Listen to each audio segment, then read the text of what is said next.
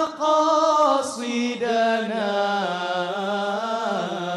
واغفر لنا ما مضى يا واسع الكرم يا ربي بالمصطفى بلغ مقاصدنا واغفر لنا ما مضى يا واسع الكرم آمين تذكر جيران بذي سلام ما زاجت دمعا جرى من مقلة بدمي يا ربي بالمصطفى بلغ مقاصدنا واغفر لنا ما مضى يا واسع الكرم أم هبت الريح في تلقاء كاظمة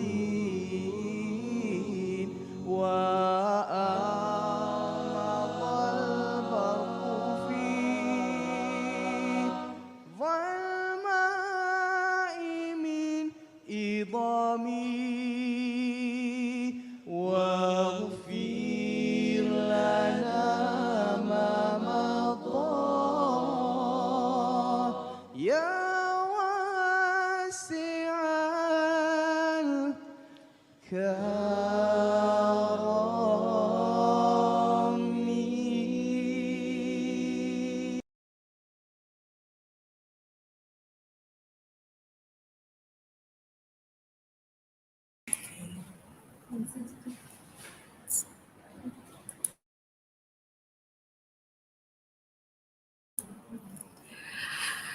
Assalamualaikum, a very good evening, Ivy, to all of the audience. Welcome to Sparta Safe Earth Week. Sparta Talk, the effect of mental health and physical activity from psychological perspective. Today, welcome to all of you to the talk. So before we start, I would like to remind the audience to fill in the registration and evaluation form through the link given in the description. So, hello, my name is Teresa Binti Saleh, and today I will be your moderator for the talk. So, today with me we have a very special guest with me, which is Miss Carol Chang, the clinical psychology trainee in Counseling and Career Services Center in IIUM Gombak. Hello, Miss Carol.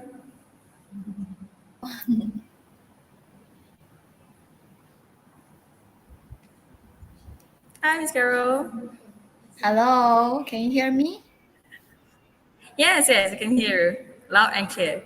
How are you, Miss Carol? I'm doing good. Just have my dinner. It's great to hear that. So today I will give a brief introduction of Miss Carol on her educational background. So Miss Carol graduated from Help University in 2017, and she now pursuing clinical psychology for her master's degree in University Pendidikan Sultan Idris. So can you tell a bit about yourself, Miss? I think the connection is quite weak here. But never mind. All right. Sorry. My name is Carol. I'm currently doing my training in IIUM Gompa. So I'm currently pursuing my master study as what mentioned by the moderator just now. And then yeah, I'm doing my training in clinical psychology. So Yeah. so how is it? Is it so far? It's doing great with online and everything. Yeah. I have been doing online for some time, like for about 2 to 3 months, and then I just started physical session in last month.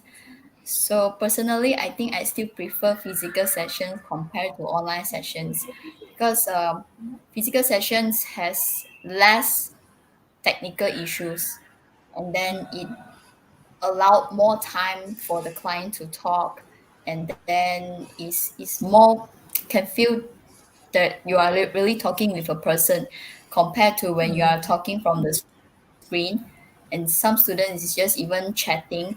So like I think physical sessions is still better compared to online session. Yeah. Yeah, I believe so because even like for us students, we also have the difficulties with the online classes. Like we don't really connect with the lecturers and the surroundings, and we don't really feel like we are learning, right?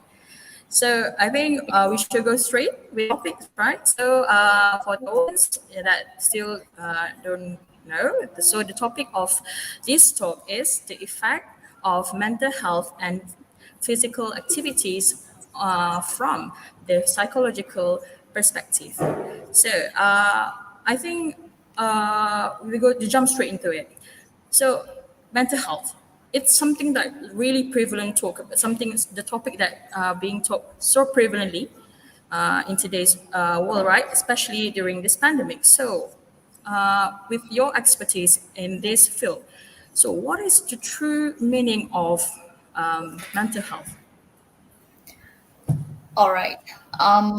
Mental health is it can be defined as a state of mental well-being of which every individual realizes their own potentials and capabilities in coping with the normal stress of life and can work productively in daily life and also able to make contributions to their own community. Yep. Generally, So it's about your daily functioning. okay, that's I think it's like true meaning is really simple, I guess, from what you have been explaining. So just like in this pandemic season, okay, so why is mental health very important, especially during this pandemic, from your perspective?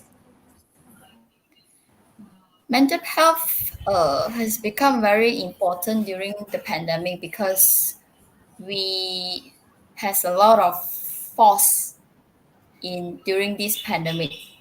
We are forced to adapt sudden changes during this time, and even now we are still adapting different type of changes. So why should you maintain your mental health at this period of time? Because there are more and more challenges.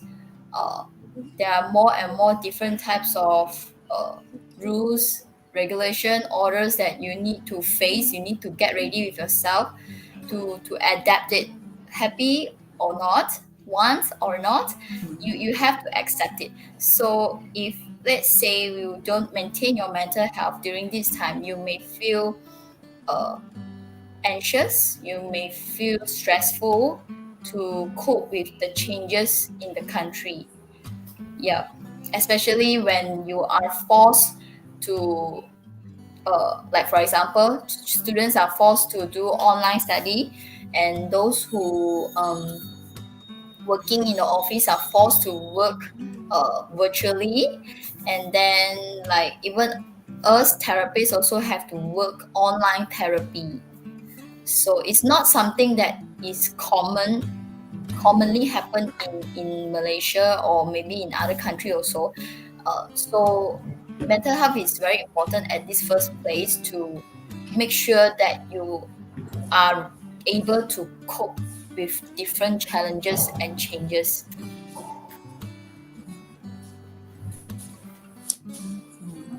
That's very insightful on why it's very important, especially like because as you guys have mentioned before, it's because we are forced to do things like even like it's I think it's a norm of human actually because we don't like to be forced. It should be voluntarily, so it becomes stressful, right? Yeah.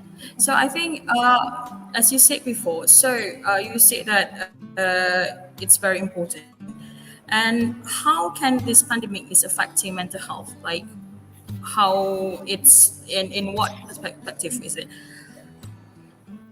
Mm, how does the pandemic affecting our mental health is that, as mentioned just now, um, we are pushed to the pushing to the extent that we have to face the changes or in our lives, and then especially when there are too many orders that we have to follow, and the implementation of rules in the country is making us feel suffocating, especially when we have to be grounded in the house. We can't move freely like before.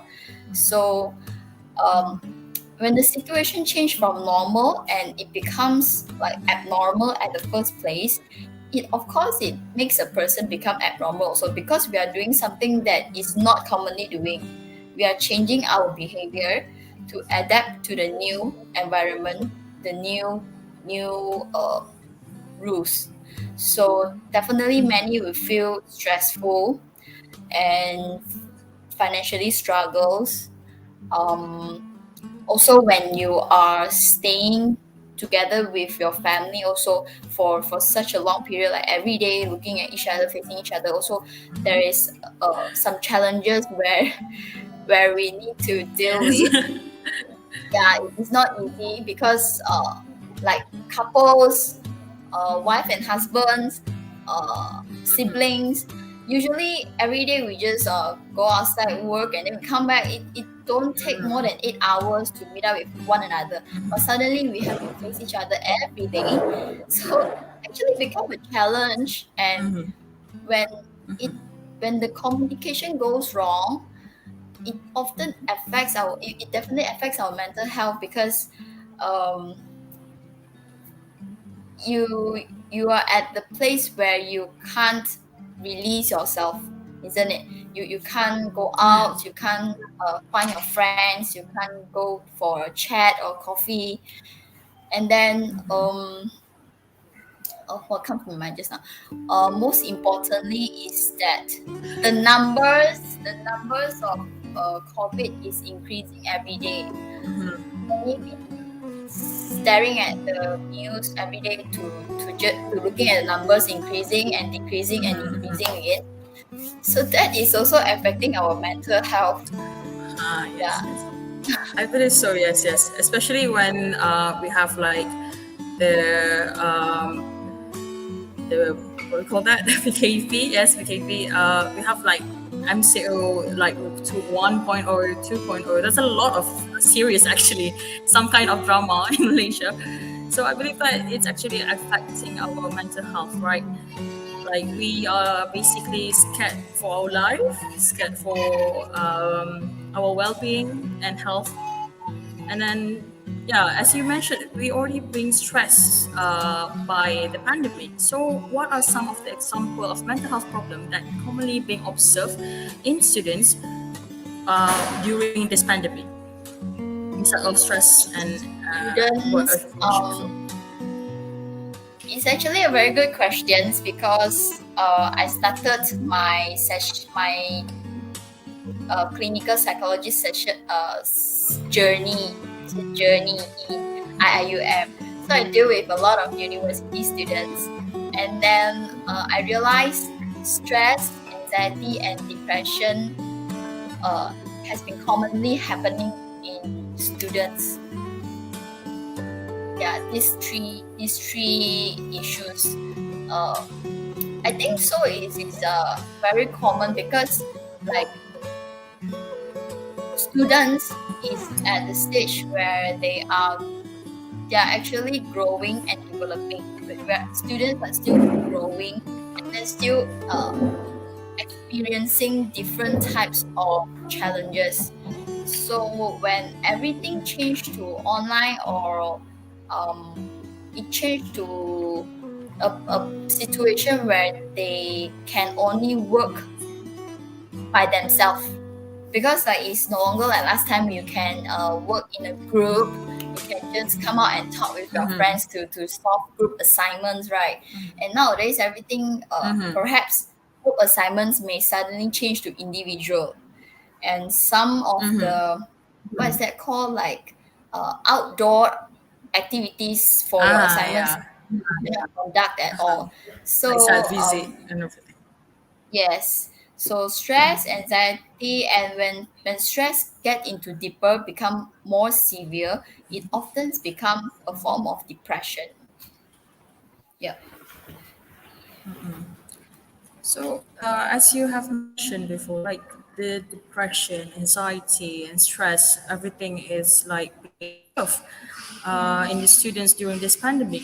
So, how can we, as the outsider, see the telltale signs of the early stage of mental health illnesses, like this depression and this anxiety?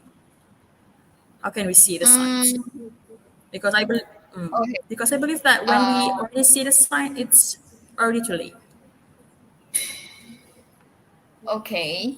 So, in order to aware that people around you may have the issues with mental health, um, that person often have changes in their behavior, which is like how they react previously is different from now, or how they behave previously is totally different from now. So, for example, like you have sleep changes. For example, I can't sleep. I don't feel like eating. I I feel sad. I I don't feel like going out. So a lot of I don't, I can't often comes in, which is some very negative statements comes around this person, and then this person will also lose interest in things that he or she usually does. Like for instance, I like to go jogging, but suddenly I don't go at all. I just stopped immediately. I don't go jog at all. So this is also some warning signs that we need to aware. Oh, what is happening to this person? Why is this person not doing something that he liked to do previously?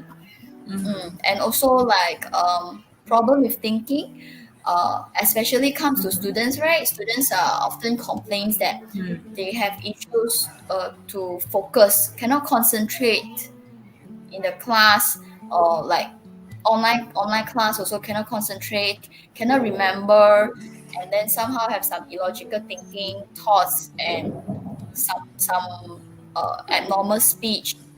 Yeah, this is some common behavior where we need to be more aware. Mm.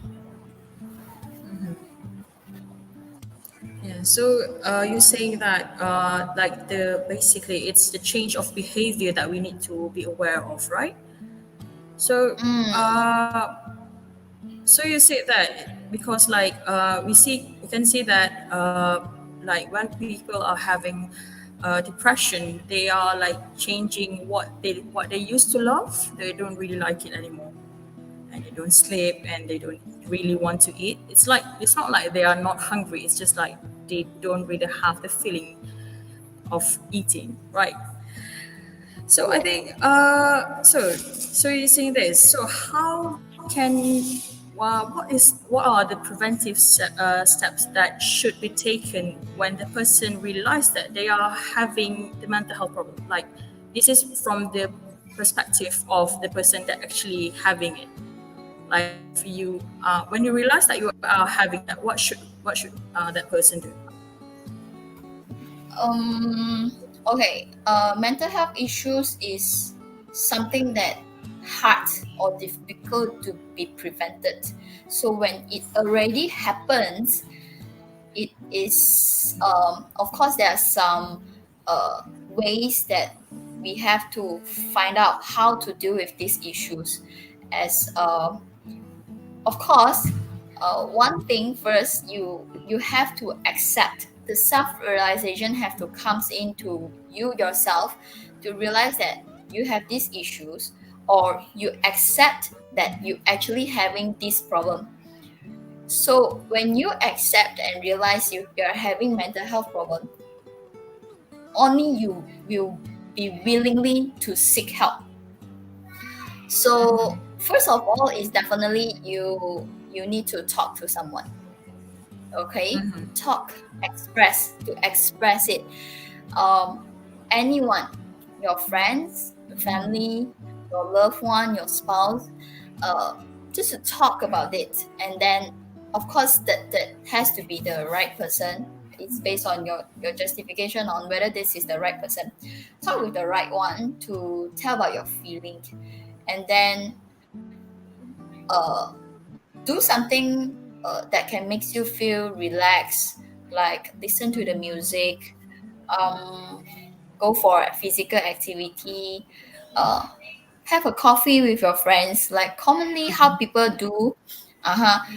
All this is ways that makes you um, relax yourself, release yourself. The most important is to release the struggles that is hiding on you, in you.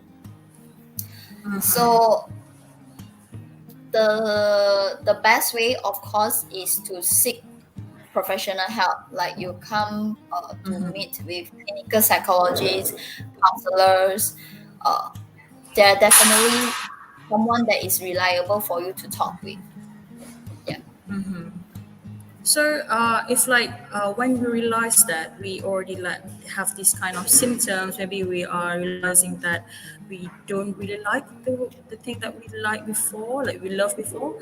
Like, should we go straight to the psychologist or to the so? What kind of like which parts should we go first? To the clinics or should we go straight to the counselor as a student? um Usually, if you go to the clinic, definitely there will be clinical psychologists or psychiatrists, or maybe they have counselors. Like in IIUM, there are counselors and clinical psychologists. So it depends, like whether your case is really having mental health issues, then you should go for clinical psychologists, because clinical psychologists deal with people who has this mental health problem. But whereas counselors, they do more on talking. Yeah. So it for people who is not severe to the extent that really comes to a diagnosis that you got this any disorder, any form of disorder, you can choose to go for counselors first. And if is really having some sort of disorder, you can go for clinical psychologist. Mm. Okay. So uh, I think we should go with it for a break for like 5 minutes because I think you have telling us a lot of things, you know. So maybe 5 minute break. We're going to have a 5 minute break for the audience. Okay, so we are going to have a 5 minute break. All right, sure.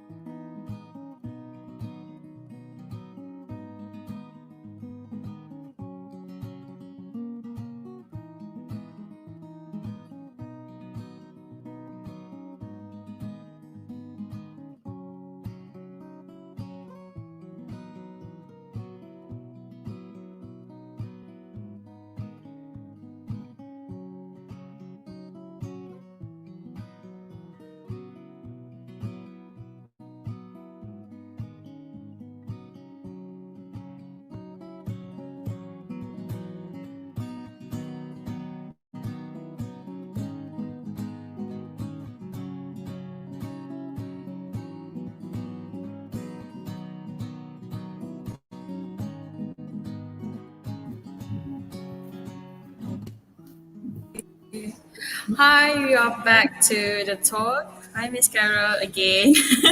I hope you already refreshed yourself. So, Yeah. because we have tons more question coming for you. So,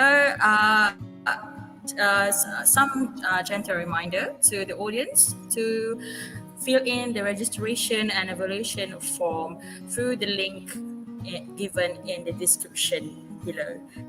So I think we before this we already talked about what are the preventive steps that should be taken when the person realizes that they are having a mental health problem. So now I think in this this digital era where everything is just at your fingertips, so I think everything is accessible through internet. So should we just Google to self-diagnose our mental health problem or not? And Should from your you perspective, why self-diagnose? uh, should we? Um, okay, let me explain a bit what is self-diagnosing. Self-diagnosing is actually when a person Google a symptom or medical sign and try to figure out if they have a condition or to find out whether their condition is matching with the symptom that they Google. Okay, actually, dear audience, you should not. It's a big no. Okay, why you shouldn't do it? Uh-huh. Because it is dangerous for you to do this when you self-diagnose. There is a case where it happens to my friend. He was suspected depression, and then the doctor gave him medication, and then he thinks that the medication got side effects, so he doesn't want to eat. Then after 1 month, when he go back for the follow up, the doctor said, "Hello, please don't self-proclaim yourself as a doctor because So you, because you are not sure whether your condition and the symptom is it really matching, is it really accurate, and then a lot of uh, information from the website may not be accurate. So many people may jump towards the conclusion that, oh, I got depression, oh, I got anxiety, when this person is suffering from some similar symptoms. And then they may go for the wrongful treatment. Their direction may goes wrong because when you misdiagnose yourself in that category, and then you will miss out some medical treatments. That is very dangerous because some psychological issues may be caused by uh, physical physical issues, like for example, people who has a brain trauma, or not brain trauma, the what is that called, people who has traumatic yeah, traumatic what experience. is that, uh Traumatic experience. slip my mind. Okay, I'll some take some what is that called? What is that called? Ah, I forget. Okay, like for example, stomach issue. It's okay, miss. Take your time. Uh, Stomach issues. They may have they it will cause some sort of uh they will cause you to have mental health issues because when that physical issues happen on you, it affects some of your hormones in your body, and that causes you to mental health. So of course, first of all, you should go for medical treatments first instead of jumping straight to psychological treatments. Yeah, this is why I said that self-diagnosing is actually dangerous.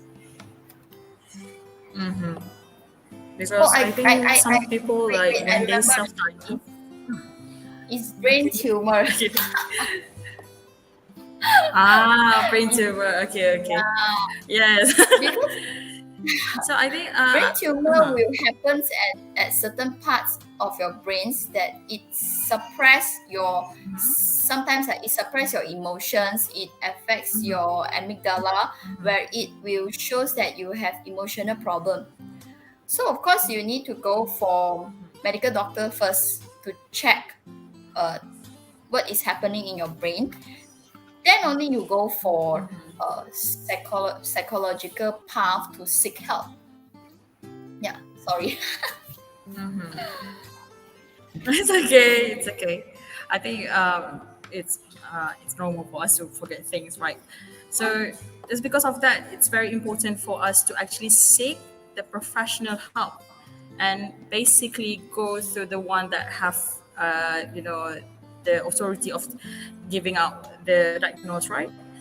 So, Yeah. as you said before, so when we or like when we know that we have the problem, and some of the mental health issue can actually being helped be improved by physical activities. So the question is, can physical activities help in improving your mental health, and how can it help? Yes. Physical activities can improve mental health, and it is a very powerful, powerful intervention, like especially for depression and anxiety. So let's take an example from depression first, because exercise it promotes all kinds of changes in the brain, and then also it promotes the hormones. It triggers it, what's that called, it boosts your hormones, the mood hormones in your body, that helps you to feel good about yourself, the sense of well-being, the feeling good, feelings of calm when you do exercise. And it also releases uh, powerful chemicals in your brains, such as endorphins. I believe this is very familiar terms, endorphins, which is Yes. one of the mood hormones. It definitely makes you Yes. feel good about yourself every time after you exercise or you completed a set of physical activity. And also, most importantly, that exercise can serve as a distraction. So when people have these mental health issues, for example, depressions, let's come with the first symptoms, stressful.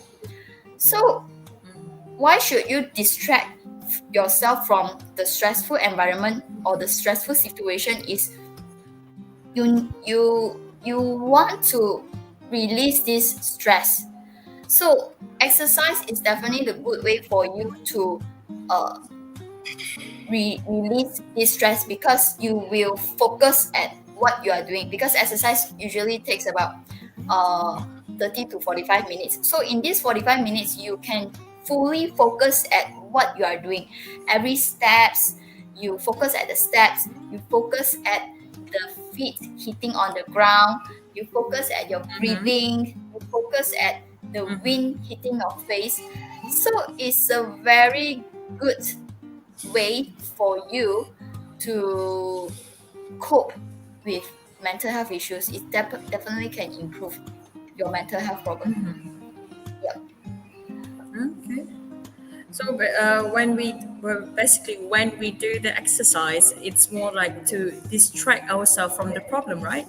It's more to giving us, the good vibe about ourselves. So Yes. what if? So the question is, what if physical activities are not helping in improving one's mental health? Is there any kind of alternative to it? Of course, because not everyone can be actively involved in physical activity, because it requires certain stamina for you to do physical activity. So some people don't like, so it's fine. It's totally fine that you don't like. So alternative way, which you can also experience in clinical sessions or counseling sessions. Like for example, and also what I would like to try with our audience here, where you can do it every day at a similar time, which is a deep breathing practice. It's very easy, but it's really helpful. And of course, deep breathing exercise also have many types. There are a lot of deep breathing exercise. So today I choose one. I've chosen one to do it with our audience. This is called 4-7-8 That's great. deep breathing practice. So let me explain a bit. So Four, 4 seven, eight. is actually 4 seconds, 7 seconds, and 8 seconds. So the 4 seconds is you Okay. inhale. You inhale 4 seconds of oxygen, and then you hold for 7 seconds, and then you exhale in 8 seconds. Like when you are exhaling, you count 8 seconds. So shall we try? Let's try. Yeah, sure. I think we should try. Let's try. Let's try Okay. three I think sets lah. Okay. 3 sets. Okay. Okay. That's right. Okay. So let's begin. I will do the counting, and then our audience can find a comfortable place. The most importantly is the place, or maybe you can lie on the bed. You can sit on a place where you feel comfortable. And we shall begin. So our moderator can do together with us, yeah? So take your position. Yeah, So okay. first, Sure. inhale. 4, 3, 2, 1. Hold.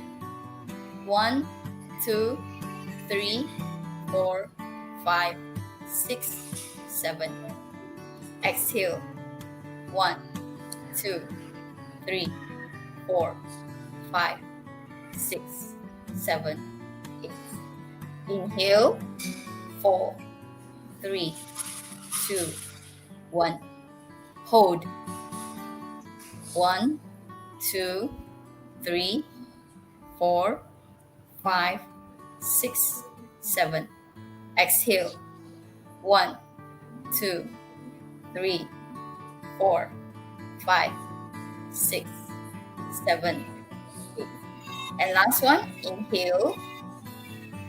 4, 3, 2, 1. Hold. 1, 2, 3, 4, 5, 6, 7. Exhale. 1, 2, 3, 4, 5, 6, 7, 8. Okay. Okay. Very easy. That's very relaxing. That's very relaxing, actually. I kind of enjoying it. But I think when I exhale, it's a bit like it rush because I hold it for quite some time.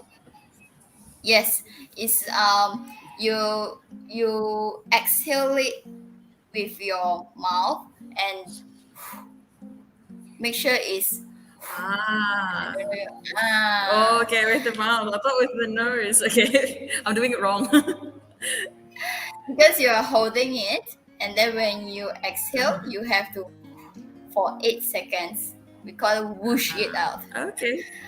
So of course, when you are doing it yourself, you don't need to count it.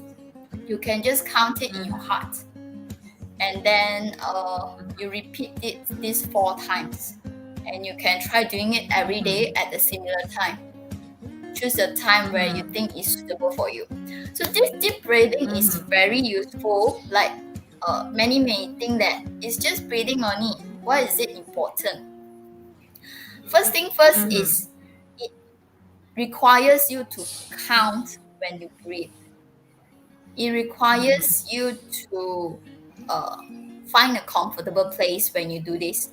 So it makes you focus at your breathing. And of course, when you exhale, you will hear your exhale sound, that whoosh out, that sound. So that makes you slow down your heart rate. That's the first thing. When it comes to also patients with anxiety, it slow down your heart rate. It makes you calm, relax yourself, and sometimes you can even add some phrases for yourself or statements like, I breathe in with peace, I exhale tension and stress. Yeah. So this makes you focus at your breathing more, and that also helps you to distract yourself from the feeling of stress. Oh, it's very helpful actually. It's just like so relaxing actually. I kind of like it a lot. I think I found one of method a lot in meditation, if I'm not mistaken. Medication is that is psychiatrist's job. People go for medication. Oh, sorry. Psychiatrist I think I'll say meditation, like or yoga, meditation. and I heard yes, medication. meditation. Yeah, Sorry. meditation like mindfulness activity. Yes. I did this neurographic arts with my clients also. Uh, our friends here, you can Google neurographic art. It, I get a lot of feedback from my client is that it really helpful, and because when you're doing mindfulness activities, is you focus fully at what you are doing.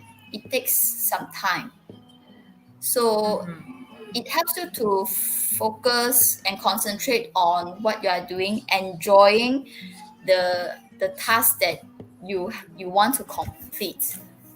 Yeah, so mindfulness is also very helpful.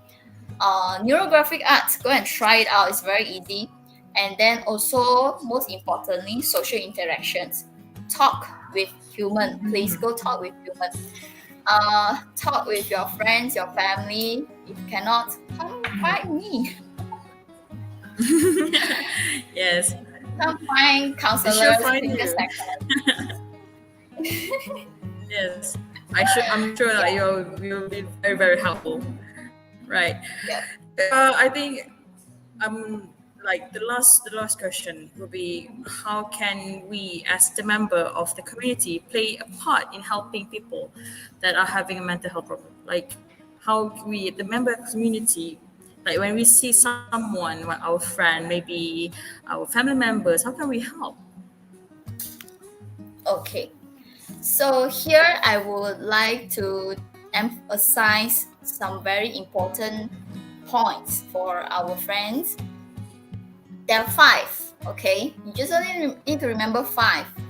And then the first is when someone has mental health problem, or let's not talk about mental health first, of challenges or any difficulties in their mind.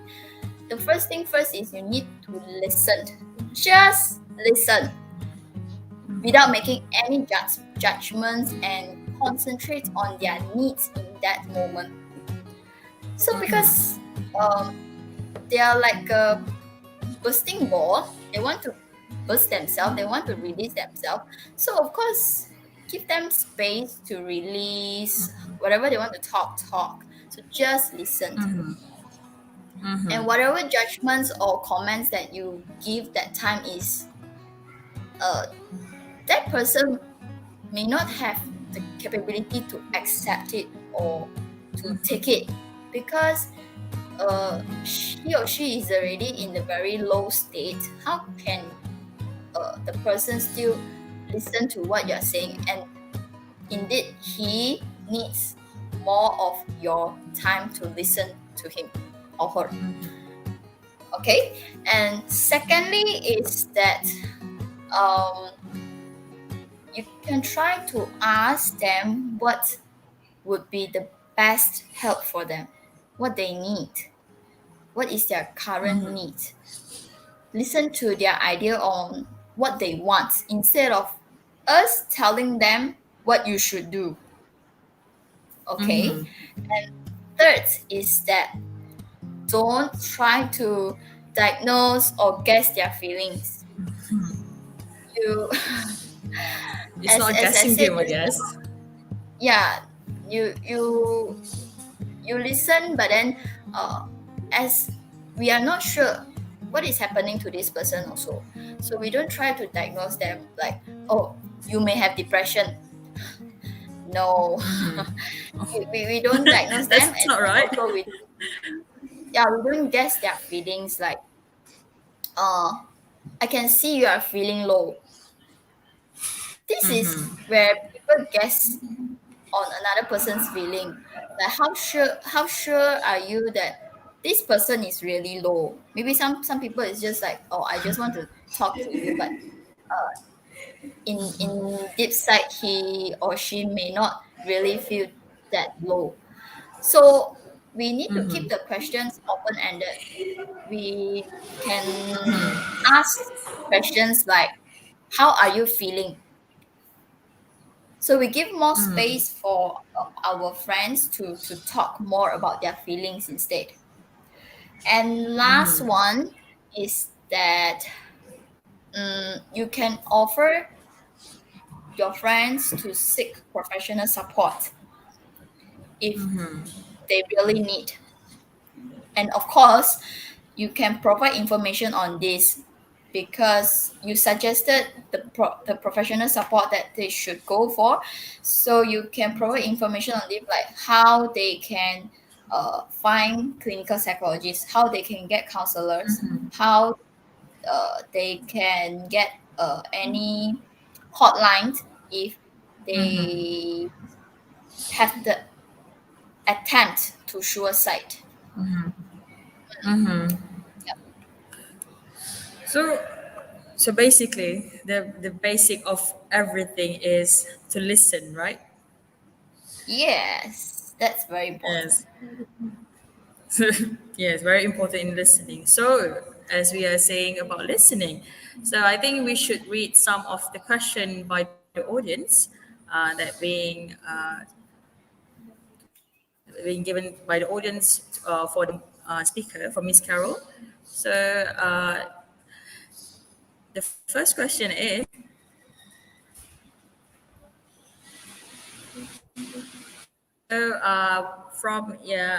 from Izzat Zafri. Hi, Sister Carol. Since you are working with IIRM, right? Can you explain to us the procedure of to see a counselor or psychologist in IIM? Is there any tips or advice? Thank you, Brother Izzat Um, Zafri, for the question. mm, Actually, I'm not too sure. So,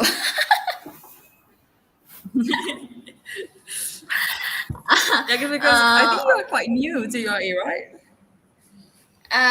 yeah, but I am not the one handling the system. But as what I heard from my clients, they said there is this IIUM portal. You can enter the portal and check for the uh, career and counseling services center. This will be available in the portal, and you can make appointment through online. So if anything you uncertain about it, you can also call the center. There will be some guidance from them. If you manage to reach them, they will teach you how to make appointment. Yeah. Okay. So basically, you need to reach out to to counseling and career services center of IIM Gomba, so you can make the Yeah, appointment with the counselor. So we they call moving. this We are going. CCSC. Yes, CCSC, the long name. So the short term is CCSC. So Yes.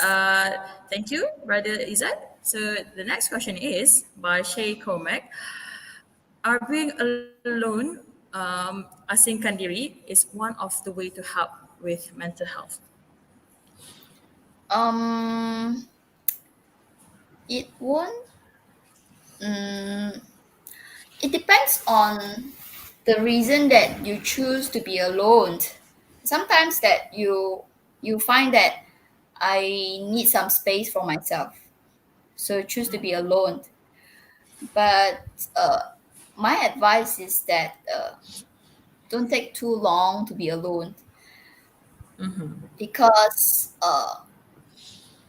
oftentimes we need people to give us some advice, or what is that called, suggestions, to know whether what we are thinking in our mind is right or wrong. So it's okay to have your own time to calm down, to think about what is happening on yourself. Make sure it's the alone time is really you take it to uh, feel yourself, what is happening on you.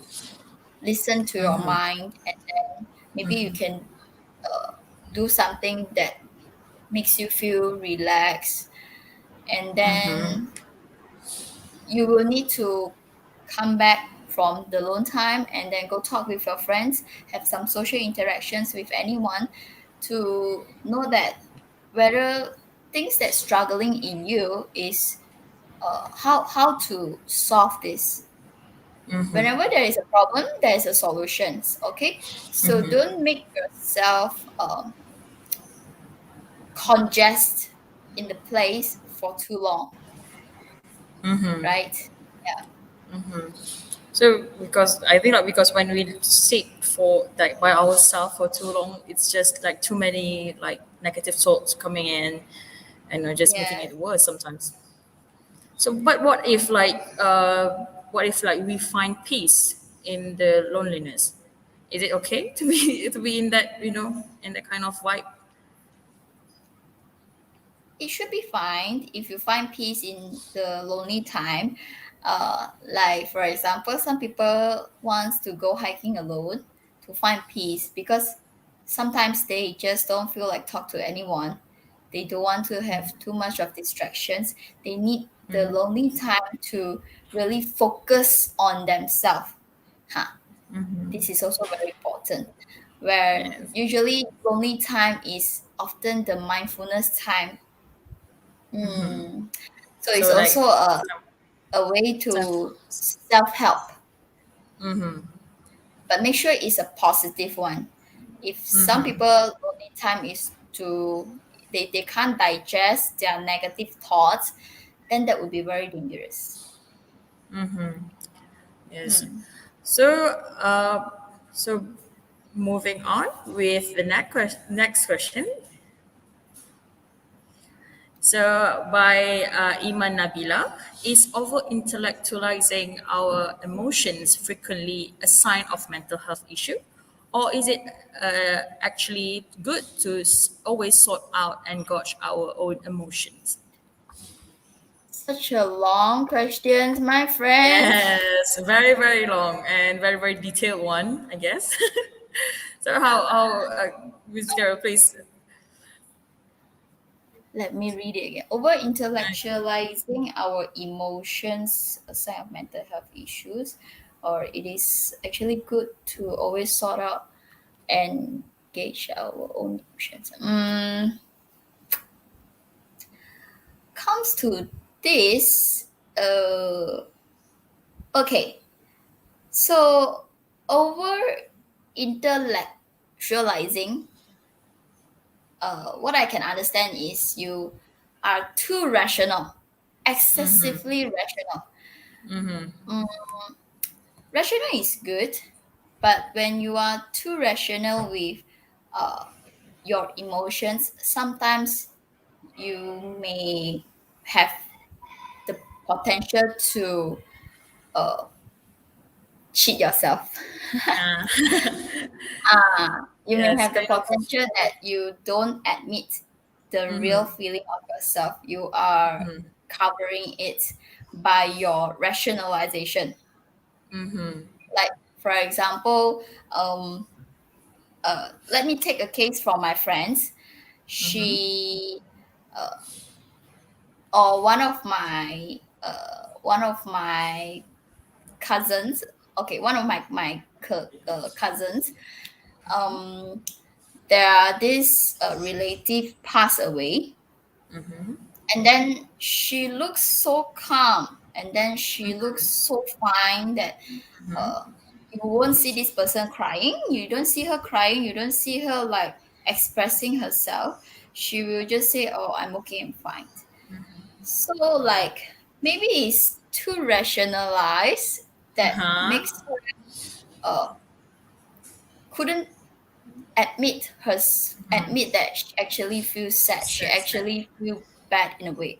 So when you trying to hide your feelings, and these feelings will be hiding uh forever, or it will be more Bottle and more inside. layer. Yeah, it's just like, for example, you're making a sandwich, it's more and more layer, and eventually it becomes a burden. Yes. You can't follow it at all. So when it Yeah. becomes a burden, it may be dangerous for people who there may be some people attempt to some irrational behavior. So over intellectualizing your emotions wouldn't be good to cope with your emotions. Is the best is still you need to face it and be true to yourself. So basically, intellectualizing is okay, but over it's not. So basically, Yeah. we need to face it and just don't bottle it inside ourselves. It's not good for our emotion and mental health.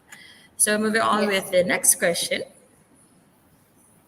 So from Naziha Badisha, what's the difference between sadness and depression? I think this one is like a very very hot question. So Miss Carol, can you like tell the difference? Because sometimes when people say they are sad, they that's just sad, but they say I'm depressed. Like I'm depressed, even though you're like a bit sad, your drink is spilled over, and then it's like I'm depressed.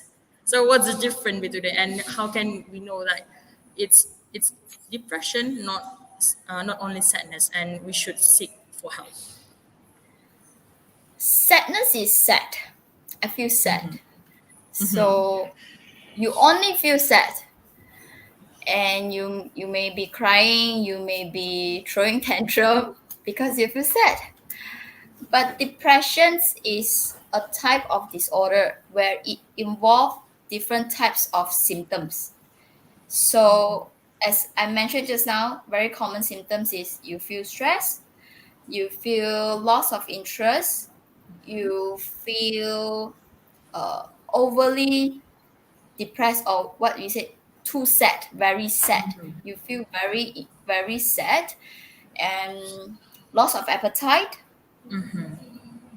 It sometimes even you feel nervous, and all this you it's not that today it happens to me and then today I got depressions. Is you need to look at the period of times. It needs to take at least, if all these symptoms remain for 2 weeks to 6 months, then that would consider a case of depression. Mm. So And basically, it's a long term yes, things, right? yes, So anything like more than 2 weeks, it's considered as depression because you are feeling like the hopelessness, right? yeah, You have, hopeless. I forget to mention hopeless also. So yeah, I hope I answer the questions. The difference between yes, sadness and depression. Yeah. I think so. Okay, I think we should go with the last. No, not last. Like we have like another two question. Is Miss Carol is okay with that? Are you okay? Still going Yes, on. sure. Okay. The second last question is. So Misako-chan, yes, Misako-chan, my self-esteem is low. How can I enjoy sports when I'm not confident in doing sports? Miss Carol, My self-esteem is low. How do you know your self-esteem is low, my dear? I think it's self-diagnosed. Maybe Google. I don't know. Your self-esteem is low. How can I enjoy sports when I'm not confident in doing sports? Mm, there's ways that you can